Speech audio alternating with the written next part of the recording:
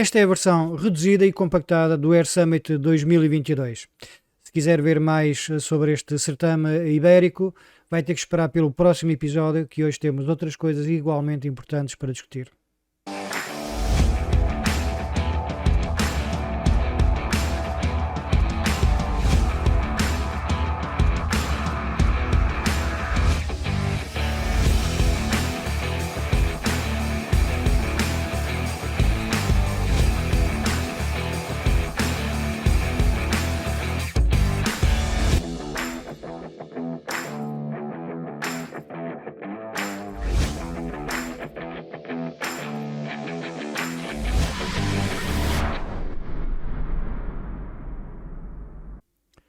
Bem-vindo a este segundo episódio de Mad Sky, o teu programa sobre drones, uma colaboração entre a Mad Sky e a Global News. E neste episódio iríamos falar um pouco sobre aquele que é o maior evento aeronáutico ibérico, o Air Summit 2022, em que naturalmente tem lá drones, mas que a atualidade continua a andar e nós não nos podemos esquecer dela, e surgiram esta semana que passou algumas situações que realmente fazem que nós tenhamos que falar aqui delas. Foi o caso de uma entrevista num jornal nacional e como na grande maioria das reportagens que existe sobre drones, há um grande desconhecimento destes equipamentos. Isso provoca com que haja algumas informações que não são corretas ou que sejam falsas. E neste programa 2 vamos tentar aqui assim desmontar um pouco aquilo que foi a reportagem e indicar onde é que estão os erros para que as pessoas que eventualmente tenham lido essa reportagem não fiquem com essa noção que poderá ser errada de algumas das coisas que lá foram ditas. Mas vamos então começar pelo princípio. Os drones são suficientemente apelativos para que se façam notícias sobre eles, mas ao mesmo tempo também são suficientemente complicados para que as pessoas tenham uma noção daquilo que é as regulamentações, daquilo que são os vários tipos de drones. Eu no fundo costumo dizer que é um pouco como a matemática. Se nós entendermos a matemática logo desde o início, tudo o resto é muito fácil, mas se por outro lado nós não conseguirmos entender aqueles processos matemáticos de como se fazem as coisas, teremos sempre um pouco de dificuldade para compreender tudo o resto. E no fundo aquilo que se passa é exatamente isso. As pessoas, como não têm aquele conhecimento básico, têm depois muitas dificuldades em compreender e por vezes enganam-se ou têm ideias diferentes daquilo que é, por exemplo, a regulamentação. Neste caso, nós vamos falar sobre uma publicação que esta semana teve uma chamada de página à página principal e depois teve 2 páginas inteiras com notícias relacionadas com drones. E nessas notícias há notícias que não estão corretas ou não foram compreendidas da melhor maneira, e gostaria-vos também de dar umas indicações acerca de algo que ali está escrito e mostrar-vos o porquê de ser assim ou o porquê de não ser assim também. Vamos então iniciar essa parte. A reportagem diz-nos que existem 8.224 operadores a nível nacional. Eu penso que eles estejam a referir, não dão essa indicação, mas penso que estejam a referir ao número de operadores que estão inscritos na ANAC. Ora bem, em Portugal existe a necessidade de se registar em 2 locais, na ANAC e na Autoridade Aeronáutica Nacional. E só no final do ano passado existiam mais que este número de pilotos registados na Autoridade Aeronáutica Nacional. E então, se existem pelo menos esse número o ano passado na Autoridade Aeronáutica Nacional, significa que agora existem muitos mais.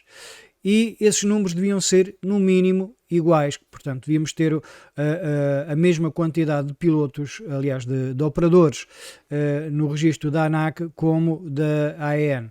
Portanto, aqui assim já estamos a verificar um problema. Mas mais, em 2020, o importador nacional da maior marca que faz a distribuição de drones em Portugal tinha um registro de mais de 3.000 drones que teriam sido enviados para reparação. Se contarmos também os drones que eventualmente foram enviados diretamente para o fabricante, E se contarmos ainda também drones de outras marcas, veremos que facilmente este número ultrapassa mais de metade daquilo que são o número de operadores. E então isso quer dizer que das duas uma, ou temos um registro muito mau na qualidade dos pilotos, em que metade dos operadores têm pelo menos um registro de um acidente com drone, ou então significa que existem mais drones e que a ANAC realmente não tem a noção que existem esses operadores. E isto deverá dar pelo menos uma reflexão interna relativamente a estes equipamentos a nível nacional. A peça, como vos disse, poderá dar a origem a algumas complicações de entendimento. Isto porque passa de assuntos que são da competência da ANAC para assuntos que são da competência da AEN e tanto uma entidade como outra têm pressupostos diferentes. A ANAC, por exemplo, é aquela entidade que está relacionada com tudo o que é o voo, ou seja, qualquer coisa que nós necessitamos para voar, seja o local, seja a aeronave, é da competência da ANAC. A AEN, por outro lado, tem a competência de dar autorização para a captação de imagem. E o que é isto, a captação de imagem? Isto tem a ver com uma lei relativamente antiga, portanto a lei é de 1958, que teve origem até em 1930, portanto vejam a antiguidade desta lei, e que até os dias de hoje praticamente não teve uma mudança significativa. E então o que é que diz esta regulamentação, esta lei por parte que a AEN tem que cumprir? Diz que qualquer meio de captura de imagem, seja fotografia, seja filmagem, que entre a bordo de uma aeronave e que capte imagens, tem que ter autorização por parte desta entidade, da AEN. E atualmente, nos dias de hoje, como vocês sabem, qualquer pessoa tem um telemóvel e esses telemóveis têm uma câmara fotográfica. Se fôssemos levar a lei à letra, todas as pessoas que iriam entrar dentro de um avião teriam que ter uma autorização por parte da Autoridade Aeronáutica Nacional. É claro que isto é ridículo e não se utiliza nos dias de hoje, e praticamente a única atividade que está sujeita a essa autorização, digamos, são agora os drones. Ou seja, não existe a possibilidade de qualquer drone que tenha uma câmara de poder voar, de poder levantar voo, se não tiver essa autorização por parte da AEN. Isto vai lhe impedir o voo, mas impede indiretamente. A AEN tem também ainda a competência de autorizar o voo, mas só em áreas militares. Mas aquilo que a peça nos diz é que realmente houve um aumento exponencial das autorizações por parte das aeronaves não tripuladas, portanto dos drones, de cerca de mais de 12.000%, e na aviação tripulada houve uma redução pouco menos inferior a 30%. Mas porquê é que isto acontece também? Acontece porque a nível da aviação tripulada normalmente não são pedidas as autorizações para levar câmaras a bordo. E atualmente ainda muito menos, quer dizer, praticamente todos os aviões, como sabem, têm a utilização de algum tipo de dispositivos de captação de imagem, mas não são pedidos, não são feitos esses pedidos à Autoridade Aeronáutica Nacional. Aquilo que existe realmente são situações muito específicas de trabalhos mais profissionais em que há necessidade realmente de uma autorização, de estar-se dentro da legalidade, e então essas empresas pedem uma autorização à Autoridade Aeronáutica Nacional, mas não é muito normal na aviação tripulada. Continuando com aquilo que é a nossa análise a esta peça, a jornalista diz em determinada altura que a regulamentação que nós temos agora é bastante mais apertada do que a regulamentação que havia anteriormente. Não é bem assim. Vamos por partes. Realmente, neste momento, nós temos algumas dificuldades para voar com os equipamentos. Mas esse motivo deve-se a algumas situações que não têm a ver exatamente com a regulamentação. O que é que se passa? A regulamentação foi feita em 2019 para um tipo de aeronaves que ainda não existe sequer neste momento. Ou seja, estava previsto que na altura da implementação da regulamentação que já houvesse um determinado tipo de aeronaves em que iria permitir fazer os voos com os drones de uma maneira muito mais simplificada, inclusive daquilo que havia na regulamentação anterior, na 1093. Ora, a não existência dessas aeronaves faz com que o regulador tenha metido nos seus artigos umas limitações que agora nós temos muitos problemas com elas. Mas essas limitações realmente devem-se só ao facto de não haver aeronaves com as características que o regulamento exigia. E isso é uma falha do regulador. Não previu que não existissem nesta altura aeronaves com essas características e então estamos a atrasar todo o processo e estamos a criar complicações em sítios que normalmente não havia.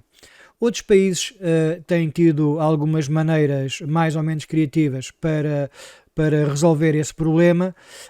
No entanto, a nossa Autoridade Nacional da Aviação Civil tem optado por não criar soluções para que possa ajudar os pilotos.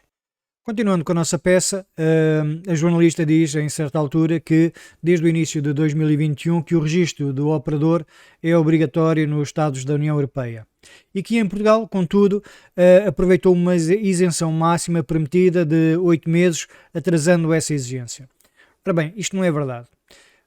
Em Portugal, assim como no resto da Europa, desde o início de 2021 existe a obrigação do registro do operador e Portugal cumpriu com essa exigência. O que aconteceu foi realmente que, a nível da formação dos pilotos, houve um atraso por parte da ANAC. A ANAC não conseguiu em tempo útil fazer formações para que os pilotos pudessem ter a sua, vamos chamar, licença de condução. E então o que aconteceu foi que a ANAC pediu um período adicional à entidade reguladora do espaço aéreo europeu, portanto a EASA, pediu esse espaço adicional de tempo para que pudesse fazer esse curso. E então o que aconteceu foi que nós só em setembro de 2021 é que tivemos em Portugal as condições para que pudéssemos fazer essa formação. No entanto, desde o dia 1 de janeiro de 2021 era necessário ter uma licença de piloto. O que aconteceu foi que, através de uma circular aeronáutica emitida pela ANAC, havia uma isenção de apresentar essa carta, essa licença de piloto. E que a maior parte dos pilotos aproveitou, mas houve também muitos que fizeram a sua formação e o seu exame no estrangeiro, principalmente no Luxemburgo. Portanto, esta ideia que está transmitida na peça de que os operadores não tinham necessidade de fazer o seu registro nos 8 primeiros meses do ano de 2021 é errada. Aquilo que realmente acontecia era que os pilotos não tinham obrigação de apresentar a sua licença de piloto durante os 8 primeiros meses. No entanto, principalmente na subcategoria A1, havia umas limitações adicionais para a operação com estas aeronaves para quem não tivesse essa licença. Continuando com a leitura da nossa peça, a jornalista, como já referimos, afirma que a ANAC indicou o número de 8.224 operadores e que metade desses operadores são empresas, ou seja, pessoas coletivas. Embora eu não vos possa estar a dar com a certeza a informação que esse número não é correto, eu deixo-vos só algo para pensarem. Em Portugal existem cerca de 10 milhões de pessoas e existe apenas uma fração disso em empresas.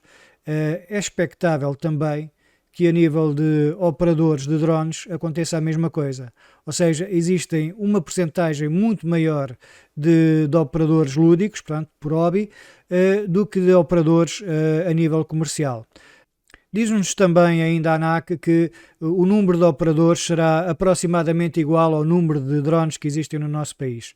Eu aqui assim já consigo afirmar com uma certeza muito elevada que isto não é correto. Por exemplo, só no meu caso eu tenho 10 drones e eu sou um único operador. E assim de um momento para o outro também não consigo apontar um colega que tenha apenas só um drone. Ou seja, o número de drones será muito mais elevado que o número de operadores. E então penso que a ANAC está bastante deslocada, digamos, daquilo que é a realidade dos drones e dos operadores em Portugal. A jornalista afirma também que, desde agosto passado, é obrigatório a quem opera na categoria aberta realizar uma formação online para poder voar nas subcategorias A1, A2 e A3. Ora bem, isto também não é correto. Como nós já indicámos, essa obrigatoriedade vem desde 1 de janeiro de 2021. O que acontecia era que realmente havia uma isenção na apresentação das licenças. Mas mais, essa formação é obrigatória para todos os pilotos em todas as categorias. Ou seja, nós temos 3 categorias para poder utilizar os drones: a categoria aberta, que é realmente a mais utilizada, depois a categoria específica, que tem exigências um bocadinho superiores, e depois a categoria certificada, em que praticamente só aeronaves que têm as mesmas características que um avião normal pode ter. Mas indo para a categoria específica, continua a ser necessário uma formação. O que acontece é que atualmente a ANAC ainda não disponibilizou essa formação e atualmente não há maneira de fazer essa formação em Portugal. É também referido que cerca de 90% das pessoas vão estar a operar dentro da categoria aberta. Isto também não é bem correto. Ou seja, realmente, em princípio, 90% dos utilizadores de drones vão operar dentro desta categoria. O que acontece é que, quer por desconhecimento, quer por a regulamentação não estar a ser aplicada, quer por não haver possibilidades de nós subirmos para a categoria específica, embora 90% das pessoas supostamente estejam a utilizar o drone numa suposta categoria aberta, elas estão a operar efetivamente na categoria específica. Eu diria mais, diria até que a grande maioria dos operadores que estão a utilizar dentro da categoria aberta estão a operar ilegalmente dentro da categoria aberta e estão a fazer missões na categoria específica, que, como eu referi, não existe ainda uma formação disponível em Portugal. Continuando a seguir, neste parágrafo, é-me difícil um pouco estar a falar nisto. A ANAC indica que até 30 de junho foram emitidos cerca de 77 certificados de formação para a subcategoria A2 e 1815 provas de conclusão de formação para as subcategorias A1 e A3. Este número, como vocês podem ver, é bastante inferior àquele número que temos de operadores em Portugal. E se sabemos que, em princípio, deverá haver um piloto para cada operador de drone. Os 77 pilotos na categoria A2, na subcategoria A2, são manifestamente poucos. Posso-vos dizer mais ou menos que será difícil encontrar um concelho em Portugal em que tenha só 77 pilotos para operarem na subcategoria A2. Em Portugal, e nesta altura, todos os drones que tenham mais de 500 gramas são obrigatórios ter este tipo de formação, ou então só podemos voar praticamente no mato. Então significa que há muitos pilotos que não têm este nível de formação, estão portanto a operar ilegais. A nível também do A1, A3, também é um número muito inferior àquilo que é necessário para o número de operadores que existem. Se na subcategoria A1, A3 existe realmente muitos pilotos que vão fazer formação online no estrangeiro, na subcategoria A2 já não são tantos como isso. E isso porque era preferível fazerem cá em Portugal em língua portuguesa. E aqui nós temos um problema. Infelizmente, a formação que é dada pela ANAC é uma formação que, sob o ponto de vista de quem leciona, não está muito bem realizada. É de difícil entendimento, os grafismos não são os mais indicados e torna toda aquela formação muito difícil de compreender. Como cúmulo, os pilotos que queiram fazer a formação A2 tem que depois fazer o exame sempre em Lisboa. Ou seja, um piloto que seja, por exemplo, de Bragança ou que seja das ilhas da Madeira ou dos Açores, tem que se deslocar a Lisboa para fazer o seu exame. Isto não é sustentável, não é? Nos outros países está-se a optar por algumas situações através de computador, de exames à distância, em que é possível também realizar isso em Portugal, só que por razões que, pronto, nós não podemos imaginar por agora, não está a ser feito esse tipo de formação e de exames. Mas como digo, eu tenho pena de não ter a minha formação feita em Portugal, o A1 e A3, fiz primeiro no Luxemburgo, depois anulei essa formação e fiz cá em Portugal, mas A2 infelizmente não consegui fazer em Portugal, tive que fazer num outro país. Um pouco mais à frente, a jornalista faz aquilo que penso ser o resultado de uma entrevista a Orlando Braga, do Drone Clube Portugal. Eu não posso concordar com as informações que este representante do Drone Clube Portugal fez. Ele diz que existem poucos drones em Portugal. Eu não tenho essa ideia. Aliás, há cerca de 2 anos, só nas lojas portuguesas e só no período de Natal foram vendidos mais de 3.000 drones. Se somarmos estes 3.000 drones, aqueles que são comprados online e fora do país, certamente teremos um número acima dos 4.000 drones só no Natal de 2020. Portanto, já começamos a ter uma quantidade significativa de drones. Depois também este representante diz ainda que o maior problema é uma excessiva fiscalização por parte das autoridades. Eu penso que isto foge o mais possível à realidade. Aliás, se formos ver a reportagem da jornalista, vemos que a quantidade de processos que são endereçados à ANAC são relativamente poucos. Penso que o número foram 77 desde 2016. E a quantidade de multas faz com que o valor seja de menos de 10 euros por dia se dividirmos o valor total. Portanto, é um valor realmente muito reduzido.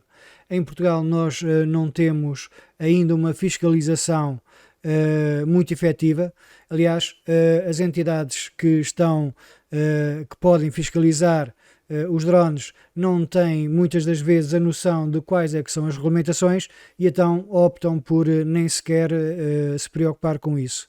Apenas quando há denúncias é que realmente as entidades, a Polícia, a GNR, a Polícia Marítima, todos os OPCs, portanto os órgãos de polícia criminal podem questionar um piloto, mas aquilo que temos visto é que realmente não há uma fiscalização muito apertada. O Orlando Braga afirma também que existe uma certa perseguição por parte das autoridades aos pilotos de drones. Eu não tenho exatamente essa opinião. Aliás, penso que na maior parte das vezes as autoridades agem de uma forma relativamente correta e mais informativa que outra coisa.